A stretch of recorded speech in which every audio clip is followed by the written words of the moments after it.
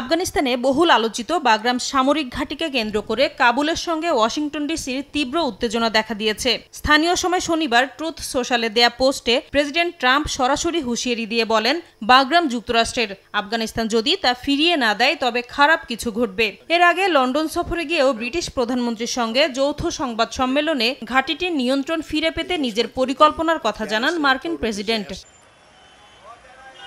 এদিকে ট্রাম্পের বক্তব্য প্রত্যাখ্যান করে বাগরাম যুক্তরাষ্ট্রের হাতে তুলে দেবে না বলে সাফ জানিয়েছে তালেবান সরকার। স্থানীয় সময় রোববার তালেবানের মুখপাত্র জাবিহুল্লাহ মুজাহিদ যুক্তরাষ্ট্রকে বাস্তবসম্মত নীতি গ্রহণের পরামর্শ দেন। জানান, আফগানিস্তান সব রাষ্ট্রের সঙ্গে পারস্পরিক স্বার্থের ভিত্তিতে সম্পর্ক গড়তে চায়।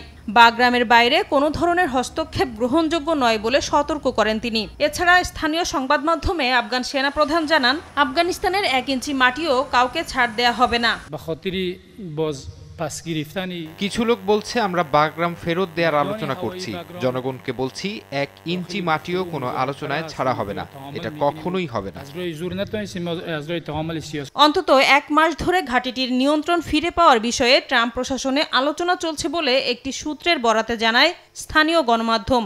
ট্রাম্প ও তার জাতীয় নিরাপত্তা কর্মকর্তারা মনে করেন বিভিন্ন কারণে ঘাঁটিটি যুক্তরাষ্ট্রের প্রয়োজন। এর মধ্যে রয়েছে 500 কিলোমিটার দূরে অবস্থিত চীনের উপর নজরদারি করা, আফগানিস্তানের বিরল খনিজ হাতে পাওয়া ও উত্তোলন করা, ইসলামিক পোস্টের বিরুদ্ধে একটি সন্ত্রাস বিরোধী শাখা খোলা এবং কূটনৈতিক সুবিধা আবার চালু করা।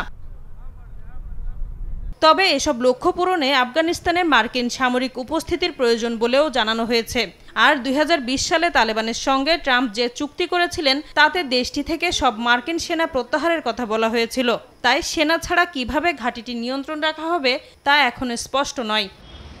নাসরিন রুমি, সময় সংবাদ।